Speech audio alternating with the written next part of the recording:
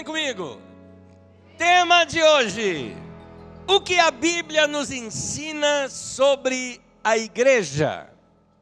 Eu quero ler com vocês Mateus capítulo 28, versículo 19 e 20.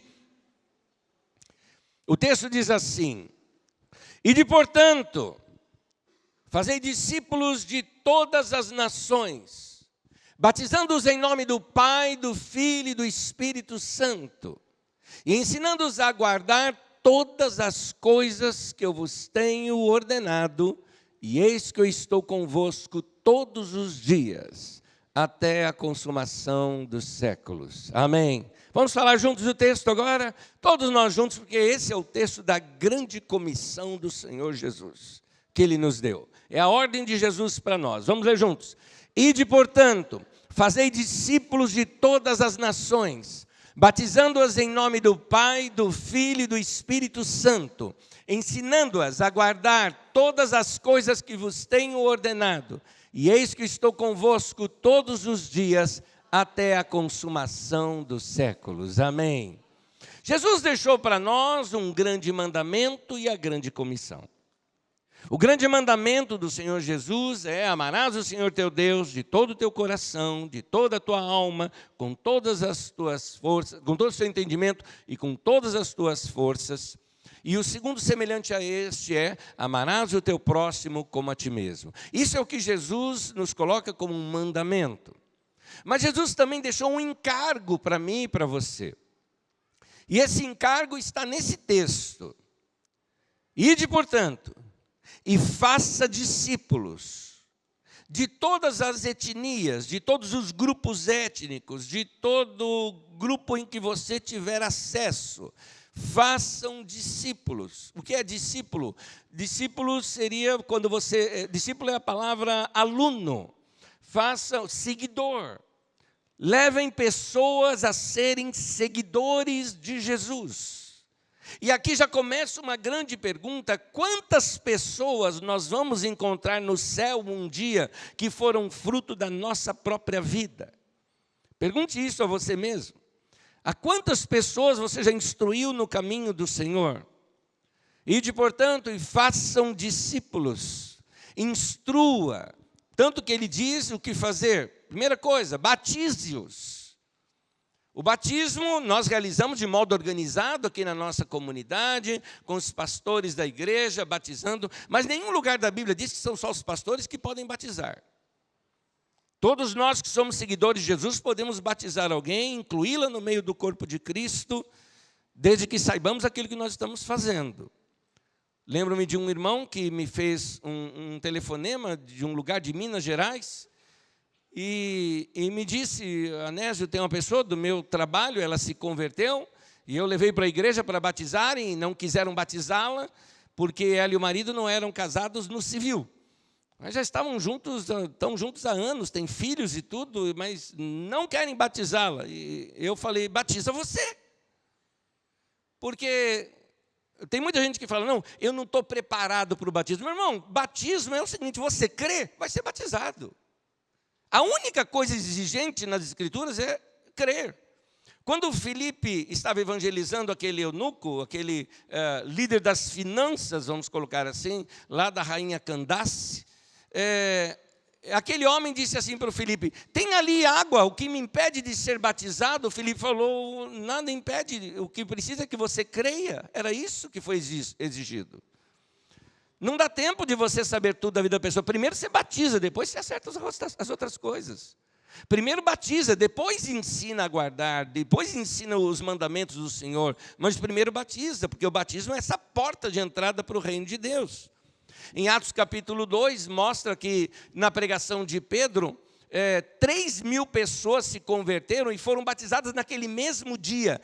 3.000 pessoas sendo batizadas. Você acha que deu tempo de chegar assim, fazer um currículo, um questionário com cada um deles, né? Você fuma? Você bebe? Você tem casado no cartório? Não tem nada disso lá. Creu, seja batizado. Agora, imediatamente após o batismo, instrução.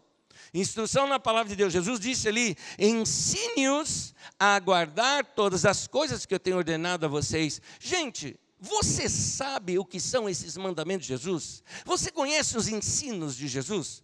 Porque para ensinar alguém, você tem que primeiro saber. Gente querida, vamos estudar a Bíblia Sagrada. Vamos ler os evangelhos.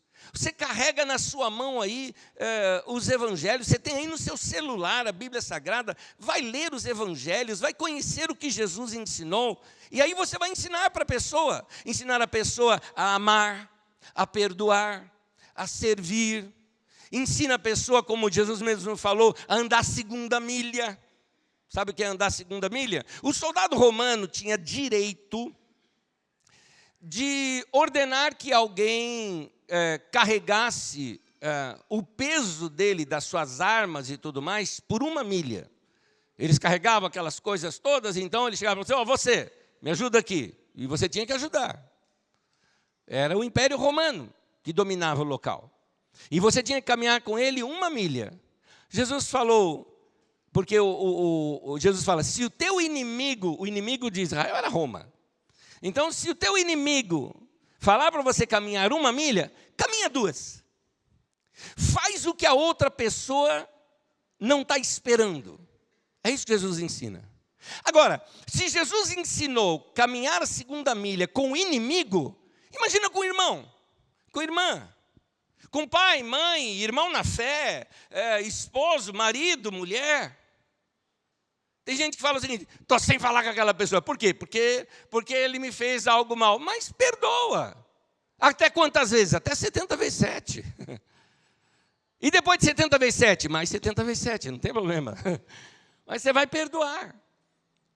Chega até a pessoa e fala, vamos se acertar? Não, é ele que tem que vir a mim. Não, meu querido, anda a segunda milha. Faz o que o outro deveria fazer, faça você. É isso que Jesus ensina. Mais adiante nessa mensagem eu vou trazer um pouquinho mais disso na vida prática da igreja.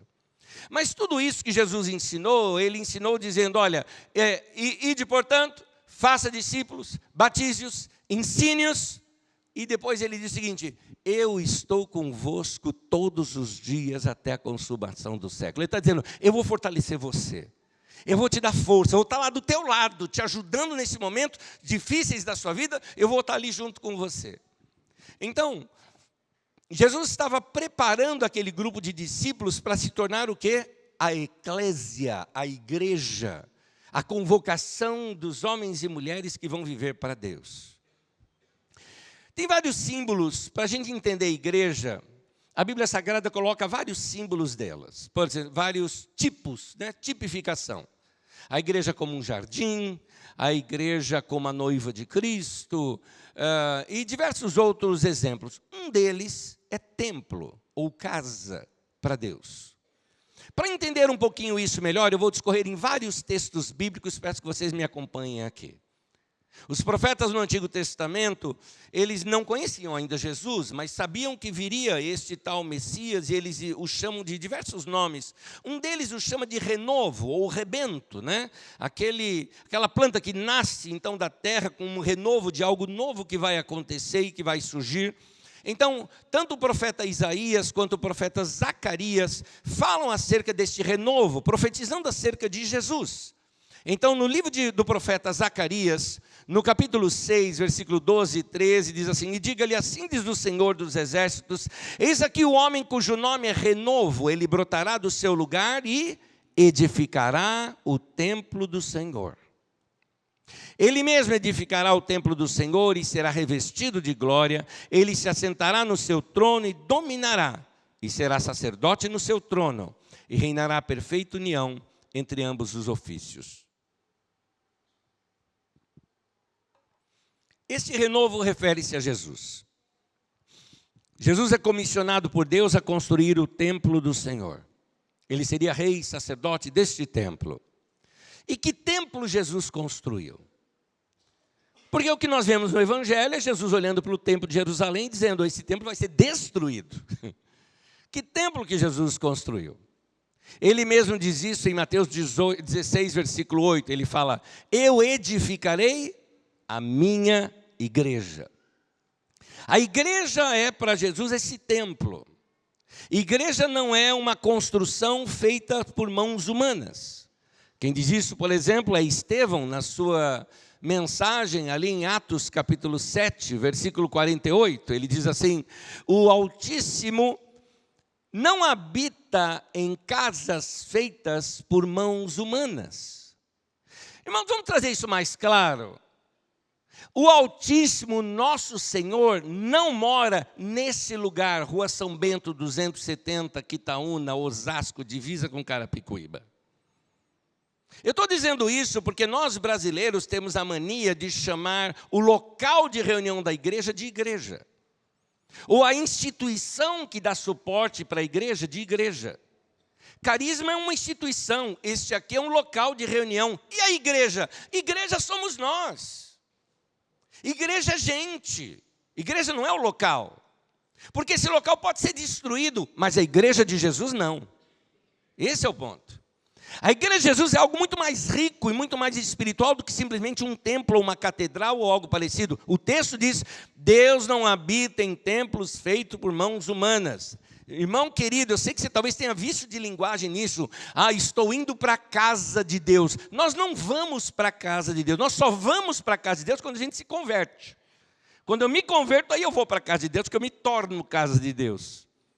Por quê? Lá em Coríntios, na carta de Paulo aos Coríntios, ele diz assim: vocês são o edifício de Deus. Vocês é que são a casa, vocês é que são o templo, vocês é que são o edifício. E não sozinho.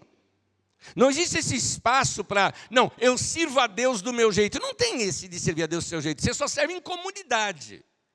Jesus disse: onde tiver 2 ou 3 reunidos no meu nome, eu estou ali no meio deles. É preciso esse lado comunitário da igreja. É isso que forma a igreja de Jesus. Aqui em 1 Pedro capítulo 2, versículo 5, diz assim: vocês também estão sendo utilizados como pedras vivas na edificação de uma casa espiritual. Do que esse templo é formado? Esse templo é formado de pedras vivas, de gente como nós. Nós somos essas pedras vivas. Pedras, porque naquele tempo se construíam as construções com pedras, não tijolos, não é? Então, Hebreus capítulo 3, versículo 6, diz que Cristo é fiel como filho sobre a casa de Deus, e esta casa somos nós. Cada um de nós é uma pedra viva na edificação desta casa chamada casa de Deus, ou igreja de Jesus. E nós somos encaixados um ao outro através da argamassa do amor. Isso vai ligando as nossas vidas e vai fazendo de nós uma casa espiritual. É isso. É aqui com esta base que eu queria trabalhar aqui com a igreja. Estou aproveitando que nós estamos fazendo 15 anos aqui de carisma. E quero ensinar um pouco sobre a igreja, para nós entendermos o que é a igreja, para nós podermos ser, de fato, uma igreja para Jesus. Porque hoje em dia as pessoas falam: vai abrir uma igreja. Como assim abrir igreja, gente? Não se abre igreja. O que você faz é abrir que é uma empresa diante do governo que te habilita a ter reuniões religiosas naquele lugar. É isso. Mas a igreja já foi iniciada por Jesus, a igreja é de Jesus. Aliás, não existe muitas igrejas, existe apenas uma, a igreja de Jesus Cristo. Essa igreja de Jesus, ela é formada de quem? De todos aqueles que foram lavados e remidos no sangue de Jesus. Não importa se está na batista, na presbiteriana, na católica, na evangélica, onde for, na ortodoxa russa, desde que eles tenham o coração aberto para o Senhor, foram lavados no sangue de Jesus, são parte da igreja de Jesus. São nossos irmãos e irmãs, ainda que nós tenhamos talvez diferenças culturais, doutrinárias, essa é a igreja de Jesus. A igreja não é a instituição apenas dá suporte para a igreja. Como eu comecei ontem à noite na nossa comemoração dos 30 anos de carisma, eu disse: a igreja fez nesse ano 1994 anos. E é verdade. A igreja de Jesus, dia 30 de abril, num domingo, pela manhã, às 9 horas da manhã, o Espírito Santo desceu sobre um grupo de pessoas, 120 pessoas, na casa de Maria, mãe de João Marcos, sobrinho ali, a irmã de Barnabé. E o Espírito Santo desceu sobre aquele grupo de pessoas. E eles passaram a falar em outras línguas conforme o Espírito lhes concedia que falassem. E naquele dia de Pentecostes surge a igreja de Jesus. E ela existe até hoje. Agora, a Carisma tem 30 anos. Carisma é apenas um suporte para a igreja. É o nome que nós damos a este movimento comunitário aqui, a esta parte da igreja, a esta expressão local da grande igreja de Jesus. Quando nós falamos de igreja, nós pensamos, por exemplo, em evangelismo. Primeira coisa, o que é evangelizar? Vamos acertar um pouquinho a nossa linguagem aqui. Porque hoje em dia as pessoas acham que somente porque estou andando com uma camiseta dizendo Jesus é bom, eu já estou evangelizando. Não, você está comunicando. E é muito boa essa comunicação, eu não sou contra, ela é muito boa, é importante. Não é o fato de você andar com uma faixa ali atrás do seu carro, um adesivo no seu carro, dizendo, né, Jesus é o Senhor, que isso já é evangelização. Não é evangelização, você está apenas comunicando. Na verdade, o que a Bíblia nos ensina é nós irmos e fazermos discípulos. Se eu tiver aqui esta ideia que nós trouxemos, de que a igreja é uma casa para Deus, e cada pessoa é como uma pedra trazida para a construção dessa casa, um tijolo trazido para a construção dessa casa, então nós precisamos lembrar do seguinte: se eu pegar um monte de tijolos, cada um de nós traz aí uma pedra, um tijolo, e acumularmos aqui no canto, eu tenho uma casa aqui? Não. Eu tenho só um acúmulo de pedras, um acúmulo de tijolos. Enquanto não vem alguém e organiza esses tijolos, e vem aqui e passa a argamassa do amor entre eles e vão juntando em comunhão, ele não vai virar uma parede, não vai virar uma construção. Precisa ser lançado fundamento para que esta obra seja sólida. Então, muito mais do que você simplesmente convidar uma pessoa para vir assistir um culto na igreja, é mais do que isso, instrua-a no caminho do Senhor. Marca com essa pessoa fora dos cultos, bate um papo com ela. Faça-a ler os evangelhos e conhecer mais sobre Jesus. Instrua nos caminhos do Senhor. Faça discípulos. Isso é que leva a pessoa a entender a razão dela existir. Ela vai perceber que ela não está mais sozinha, ela faz parte agora de uma comunidade, onde nós nos amamos, onde nós nos fortalecemos um ao outro, onde nós juntamos nosso esforço para realizar também obras sociais, para mostrar a obra de Deus aqui no mundo, porque sozinhos a gente não consegue fazer nada disso. Então, cada um tem dom diferente do outro, vamos descobrindo nossos dons e juntando nossos dons, vamos fazendo uma obra mais gostosa. É assim que é a igreja de Jesus. Isto é o que é evangelizar. Evangelizar é você falar de Jesus, mas depois também ensinar a pessoa, ensiná-la o evangelho, ensinar os primeiros passos do evangelho. Ensinando a amar se ele for um homem, a amar a sua esposa, a amar seus filhos, amar como Jesus amou a igreja. Se for os filhos, para honrar os seus pais. No seu trabalho, ele ser honesto no seu trabalho. Esse é o caminhar cristão.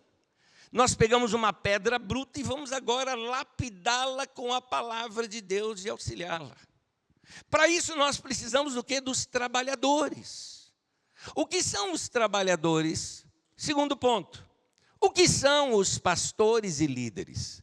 Nós temos um entendimento errado de pastor hoje na igreja evangélica, porque eu te chamei aqui pastores e líderes, mas você pode botar os outros nomes que estão agora mais na moda agora, né? Apóstolo, bispo, pode botar todos esses nomes aí. São nomes bíblicos, mas estão sendo muito mal usados.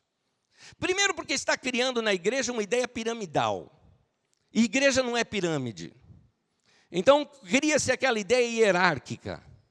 Parece que pastor é uma ovelha que tem assim, sabe, uma lã especial, né?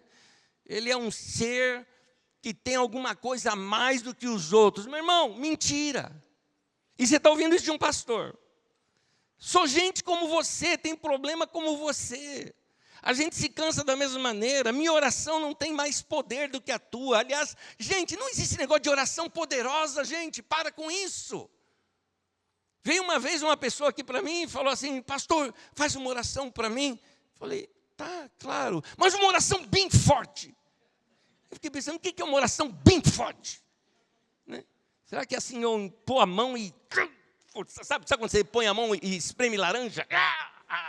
Isso é uma oração bem forte. Não, meu irmão. Não existe oração forte, existe oração feita com fé num Deus forte. É Ele que é o poderoso, não é o pastor, não é o bispo, não é o missionário. Vem aqui que o missionário toca aqui nas vestes do missionário, que você vai... Para com essas coisas. Busca Deus, anda com Deus, Ele é o poderoso. Você acabou de cantar aqui, poderoso e glorioso, isso é o nosso Deus. Não tem nenhum ser humano que mereça essa glória. Todos nós somos iguais, a igreja ela é verticalizada, não tão verticalizada, sabe por quê? Porque na Bíblia Sagrada fala sobre apóstolos, por exemplo, ou liderança, ou pastores, como você quiser chamar. Paulo diz, nós somos a escória do mundo, nós somos os servos. Então, se aqui tem uma pirâmide, ela está de ponta cabeça. Porque quanto mais você cresce no reino de Deus, mais para baixo você vai. Você vai para baixo para dar suporte para os outros. Você vai para baixo porque quem serve no meio da igreja é que é o maior. Então, se você quer crescer, você tem que servir. Se dar para pessoas, se doar para pessoas, é isso. É que as pessoas criaram um negócio de elitização no meio da igreja. Gente, tem algumas coisas no meio da igreja de hoje em dia que estão assim, me causam, não sei nem te explicar o que é esse ciricutaco que eu sinto quando eu escuto um negócio desse. Tem agora um negócio no meio da igreja que se você for um famosinho, você tem uma área VIP na igreja para você sentar. Você chega cedo no culto, tudo mais, senta lá, vai chegar alguém para você, olha, você pode sair, porque aqui é a área VIP. Deus amado, como eu disse aqui ontem, isso é um vitupério. E procura depois no dicionário para saber o que é isso. Ou pergunta para o Rui. Gente, isso é uma ofensa. Porque no reino de Deus não existe isso. Nós somos iguais. Todos nós precisamos pedir perdão dos nossos pecados. Todos nós precisamos servir. Todos nós precisamos de oração. Na nossa reunião ontem dos pastores, dos 30 anos aqui da Carisma, o Gernando chamou todos os pastores aqui à frente. Eu tinha combinado com eles, falei, gente, nós vamos reunir depois os pastores aqui e nós vamos orar pela igreja. Aí o Gernando santamente teve uma ideia, vamos colocar assim, de Deus, e falou, chamou um dos irmãos que começou a obra aqui junto com a gente para orar por nós, os pastores. Eu falei, é isso, eu estava precisando. Nós precisamos de oração também, assim como você precisa. Nós precisamos de oração. O poder não está na pessoa, não está no seu cargo, o poder está no nome de Jesus e na pessoa que nós servimos. Então, o que são os pastores? Paulo explica que são os líderes na igreja. Lá em 1 Coríntios, ele está tratando com a igreja. Um grande líder tinha chegado no meio da igreja, que foi Apolo, um homem cheio da palavra de Deus, e Paulo diz assim, afinal de contas, quem é Apolo? E quem é Paulo? No caso, ele mesmo. Olha o que ele diz, apenas servos. É isso. É isso que nós somos, apenas servos, pelo meio dos quais vocês vieram a crer, conforme o ministério que o Senhor atribuiu a cada um. Eu plantei, o Apolo regou, mas Deus é quem fez crescer. De modo que nem o que planta, ou seja, nem eu, nem o que rega, nem o Apolo, são coisa alguma. Mas unicamente Deus que efetua o crescimento. O que planta e o que rega tem um só propósito, e cada um será recompensado de acordo com o seu próprio trabalho. Pois nós somos o quê? Cooperadores de Deus, nós somos auxiliares, ajudantes nessa obra. Vocês são lavoura de Deus e edifício de Deus. Está aí, os líderes são servos. Pastor é o quê? Pastor é peão, peão da obra. Nós estamos aqui para trabalhar, para ralar, para doar nossa vida. Paulo mesmo fala acerca de si, eu de boa vontade me gastarei e me deixarei gastar por amor de vocês. Nosso prazer é servir, se desgastar, porque a gente sabe que a vida é curta, vamos dar o máximo na nossa vida para ver você crescendo, você sendo fortalecido, você sendo cheio de Deus, você se destacando na sua vida, e nós estamos aqui para servir. É isso, nosso privilégio é poder servir, esse é o nosso grande privilégio. Eu estou dizendo isso para a gente tirar essa mentalidade de uma igreja hierarquizada e entender que na igreja nós somos servos uns dos outros. Nós servimos as pessoas. Nós estamos aqui para servir, para viver essa vida comunitária dessa maneira. Gente, como é que é esperado que a igreja viva? Como é esperado que a igreja viva no seu dia a dia? Eu leio para vocês 1 Coríntios capítulo 3, versículos 16 e 17. Diz assim: vocês não sabem que vocês são santuário de Deus e que o Espírito de Deus habita em vocês? Se alguém destruir o santuário de Deus, Deus o destruirá. Pois o santuário de Deus, que são vocês, é sagrado.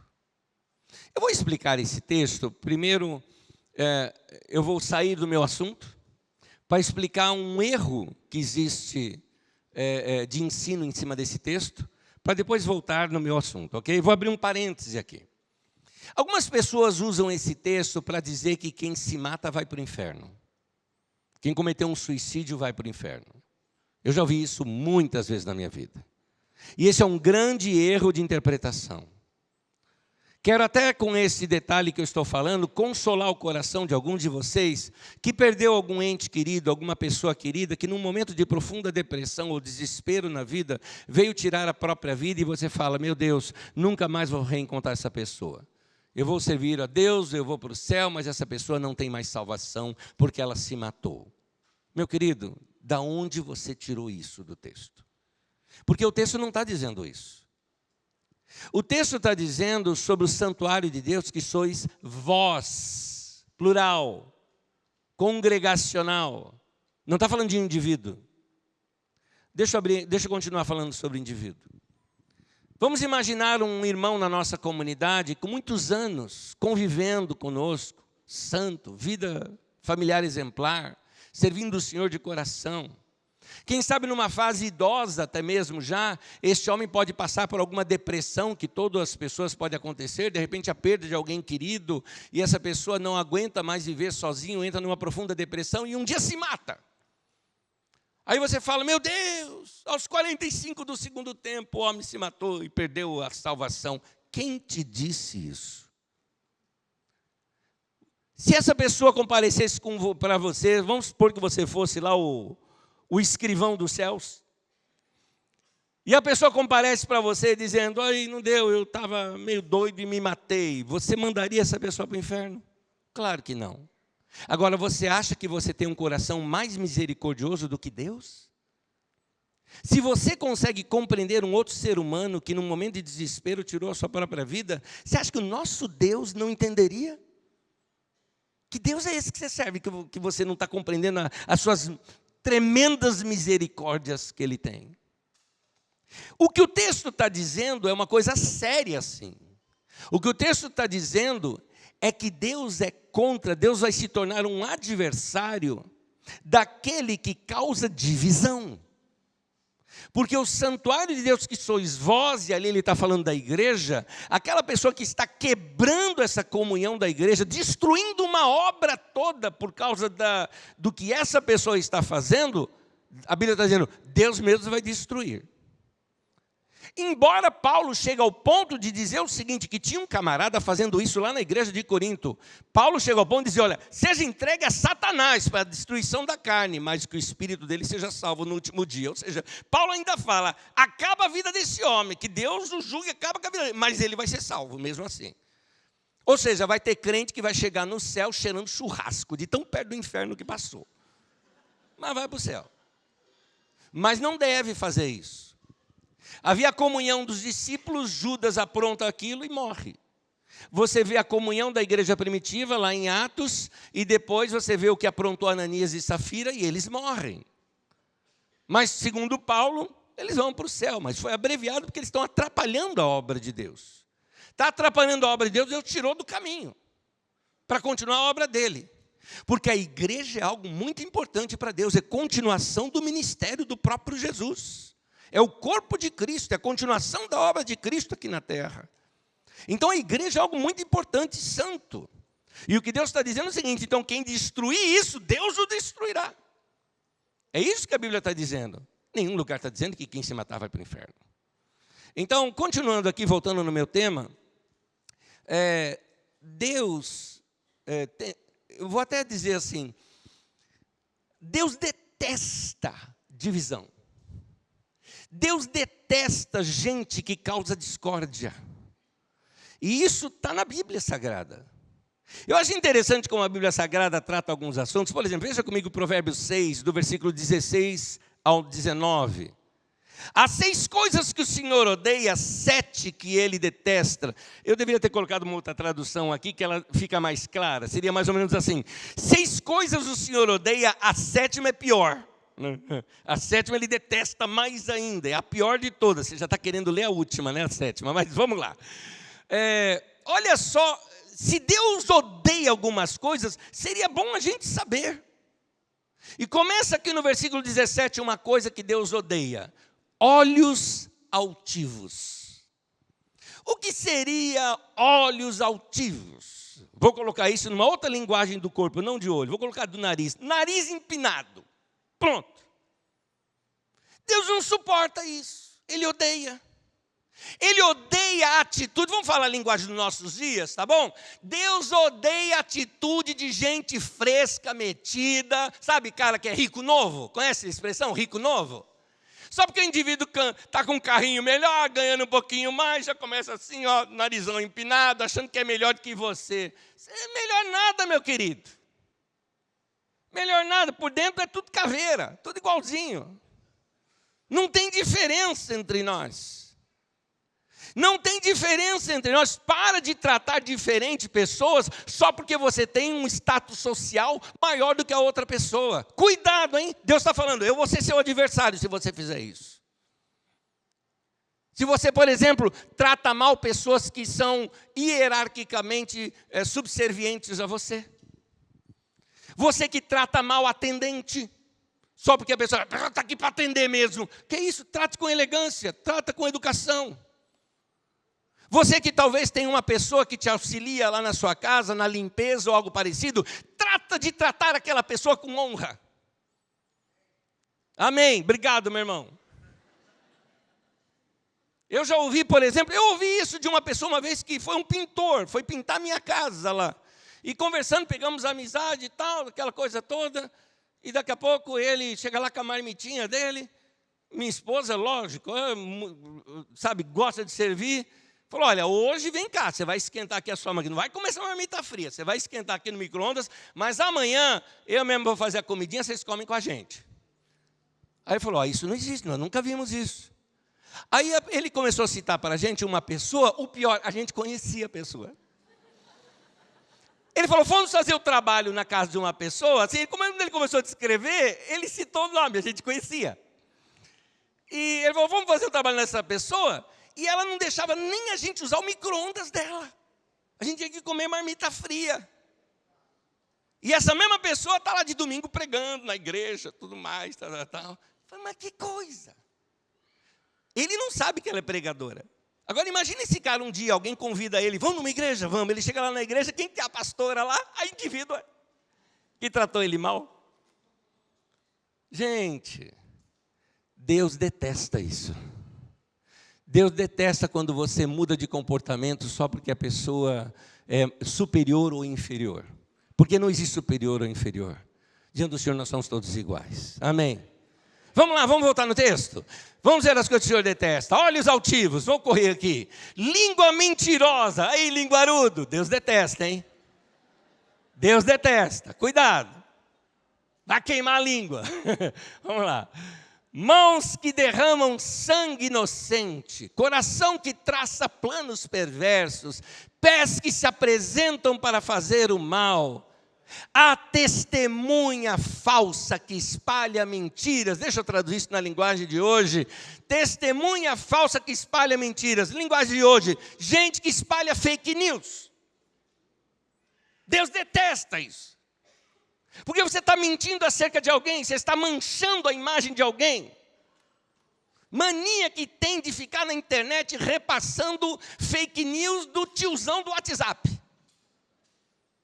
E aí fica sujando a vida de pessoas. Você já imaginou? Porque a gente gosta de falar mal de artista, de jogador de futebol, de político. Você já imaginou a filha dele lendo aquilo? Você já imaginou o filho dele lendo uma coisa como essa? Como que essa pessoa vai se sentir quando você está falando mal do pai e da mãe dele? Então, toma cuidado, Deus está dizendo, eu odeio isso. Agora, a sétima, põe lá de novo para mim. A sétima é a pior. Qual é a sétima? Aquele que provoca discórdia entre irmãos. Aquele que provoca briga entre as pessoas. Aquele que perturba a casa. Em outras palavras, aqui deixa eu colocar, aqui está na Nova Versão Internacional, vamos colocar aqui na edição Revista Anesiada, pronto. Deus detesta o barraqueiro, a barraqueira, aquela pessoa que só faz intriga dentro de casa, que joga pai contra filho, filho contra pai, marido e mulher que sempre vive brigando o tempo todo. Eu não estou falando aquelas discussões no qual você faz e se acerta, aquelas questões às vezes de temperamento e logo vocês se consertam. Eu estou falando de gente que fica falando mal aqui para esse, daqui a pouco fala mal para aquele outro, e daqui a pouco joga um contra o outro, e a pessoa sai de cena, e ela que causou toda a briga. Deus detesta isso, Deus detesta isso. Eu estou falando isso num contexto de igreja, porque nós como igreja fomos chamados para trazer o reino de Deus na terra. E o reino de Deus é paz, justiça e alegria no Espírito Santo. Então eu e você somos convocados por Deus, por isso a grande comissão. Nós somos comissionados por Deus para sermos agentes do reino de Deus, trazendo paz, justiça e alegria no Espírito Santo, onde a gente quer que ande, seja no trabalho. Eu não vou participar de fofoca no trabalho, seja em casa, eu não vou fazer fofoca ali dentro de casa, seja no meio da igreja, eu não vou causar divisão entre os meus irmãos, ao contrário, quero ser servo de todos, quero ser um pacificador. Jesus mesmo disse, felizes, bem-aventurados são os pacificadores. É isso que nós somos chamados para ser. Nós somos chamados para ser pessoas que levam paz em todos os lugares, e não pessoas que levam briga em todos os lugares. Mas eu te chamo a atenção, se alguém feriu você, se alguém foi essa pessoa que causou problema com você, qual é a tua postura? Jesus mesmo falou, seu irmão teve algo contra ti, vai você erguê-lo, vai você falar com ele. Seu inimigo pediu para você caminhar 1 milha, caminha 2, ou seja, faz o que a outra pessoa deveria fazer. Então você vá até essa pessoa, se acerta com ela, seja uma pessoa que traga paz, faça tudo o que for possível para isso. Penúltimo texto que eu quero ler com vocês, eu vou pedir já para você acompanhar em pé comigo, por gentileza. Vamos ficar em pé? Efésios capítulo 4, versículo 3 ao versículo 6. Façam todo o esforço para conservar a unidade do Espírito pelo vínculo da paz. Eu volto nesse texto já, continuando. Há um só corpo e um só Espírito, assim como a esperança para a qual vocês foram chamados é uma só. Um só Senhor, uma só fé e um só batismo, e um só Deus e Pai de todos, que é sobre todos, e por meio de todos, e em todos. Nota, se há um só Deus e Pai de todos, meu irmão, quando você brigar com a tua mulher, quero te lembrar de uma coisa, lembra quem é o teu sogro. Ela é filha de Deus. Quando você brigar com teu marido, lembra quem é o teu sogro. Ele é filho de Deus. É por isso que ele chama a gente à unidade. Ele não quer ver seus filhos brigando. Salmo 133 fala que bom e agradável é para o coração de Deus que os irmãos vivem em união. Vamos se acertar. Alguns de vocês talvez saíram de casa hoje com briga, ou talvez esteja aí no coração, ou quem sabe, até o casal pode estar aqui agora, mas vocês estavam com aquela velha guerra de silêncio entre vocês, né? Aquela guerrinha, quieto. Não fala, você não está de briga, mas também está de bico. Não fala nada. Aumenta a música do carro, para não ficar aquele vazio. Não faz isso não. Se aproxima da pessoa e fala, vamos se acertar. Nós temos uma vida toda pela frente. Para que perder essas horas, dias da nossa vida que nunca mais vai voltar com briguinha? Brigou com o filho, vai lá fala com o filho. Brigou com seu pai, com sua mãe, vai lá falar com eles.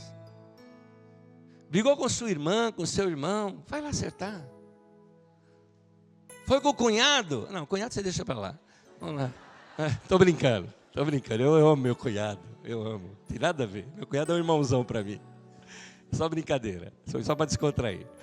Mas a primeira frase desse texto diz assim: façam todo esforço. Vamos falar junto essa frase? Façam todo esforço. Eu queria te perguntar uma coisa. Você se esforçou no máximo? Uma outra tradução diz, esforçando-vos diligentemente, com diligência. Eu te proponho, se esforça um pouco mais. Não desiste. Hoje está tão fácil as pessoas se divorciarem. Meu querido, se esforça um pouco mais. Vale a pena. Insiste um pouco mais. Façam todo o esforço. Nota a palavra todo. Você já fez tudo o que foi possível. Tudo. Mesmo. O texto fala, façam todo o esforço.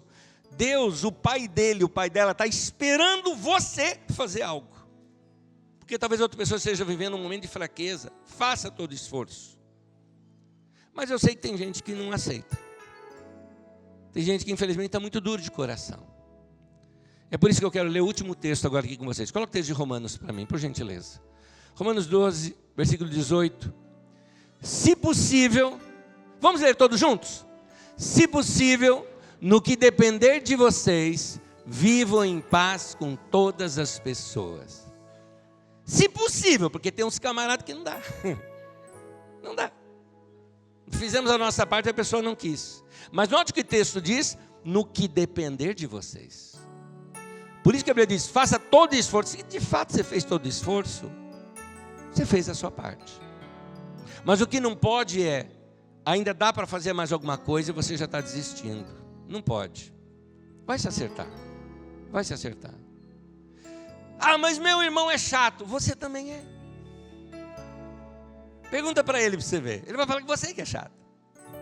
Então, vamos entender que a igreja, ela foi colocada aqui na terra para ser essa casa de Deus.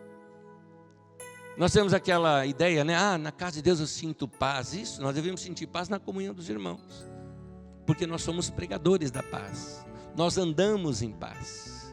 Nós amamos a paz. Somos pacificadores. Nós somos imitadores de Jesus. Queremos andar igual Jesus de Nazaré. Igual Ele. Esse é o nosso grande desafio. Eu queria orar com cada um de nós aqui nesse momento e pedir a graça de Deus. Só antes de terminar, queria dizer algo aqui para você. Jesus disse para você obedecer os mandamentos dele. Fazer discípulos, ensinando a guardar todas as coisas que eu tenho mandado. E aqui estão as coisas que Jesus tem mandado para a gente. E depois ele fala, e eis que estou convosco todos os dias, até a consumação dos séculos. Jesus não vai desistir de você, meu irmão. Ele vai estar com você nesse momento difícil, que você tem que ir lá se acertar com alguém. Não é fácil, não é fácil. Mas você vai receber graça de Deus. E depois de fazer isso, você vai ver como é bom obedecer a Deus. Amém? Põe tua mão no peito, eu quero orar por você. Querido Pai, eu oro para que o Senhor fortaleça meu irmão e a minha irmã, para que eles recebam da Tua graça o suficiente para encontrar coragem para acertar, cortar essas arestas que ficaram em seus relacionamentos, se acertar com as pessoas com quem brigaram, saber pedir perdão ou acertar em conversa, trazendo de novo abraços que há muito tempo não são dados. dá coragem para os meus irmãos. Se o Senhor nos ensina a amar até mesmo nossos inimigos, quanto mais os da nossa família, Senhor. Que o Senhor abençoe o teu povo, para que seja um povo pacificador, que seja um povo cheio da tua paz e da tua graça, e que distribua esta paz, este amor, esta graça de Jesus nas suas vidas, através dos seus relacionamentos. Põe a mão sobre o teu povo e abençoa o teu povo, Senhor, em nome de Jesus. Amém, amém. Eu quero uma coisa sua, uma lição de casa. Primeira lição, são duas, uma de casa e uma daqui.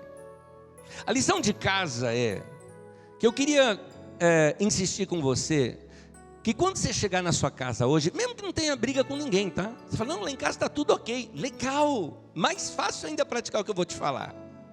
Quando chegar em casa, dá um abraço bem gostoso nas pessoas que estão lá.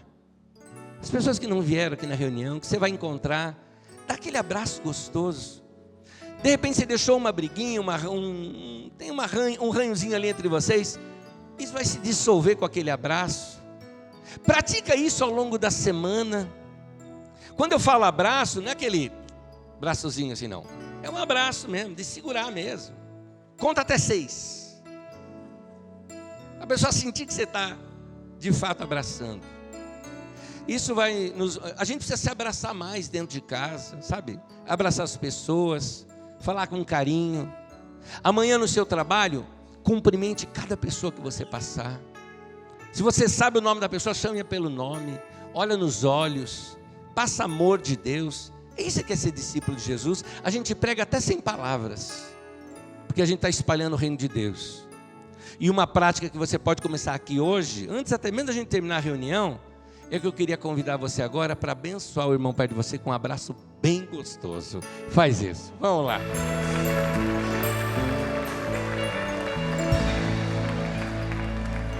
Vamos parar com aquele conceito de eu vou à igreja e vamos passar a ser igreja. Eu não vou à igreja, eu sou parte da igreja de Jesus.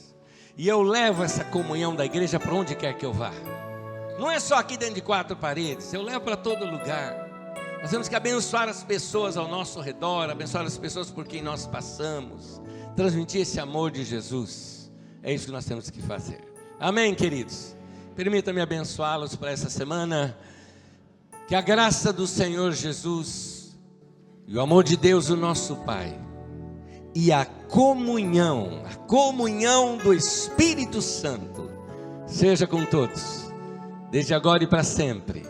Amém, amém.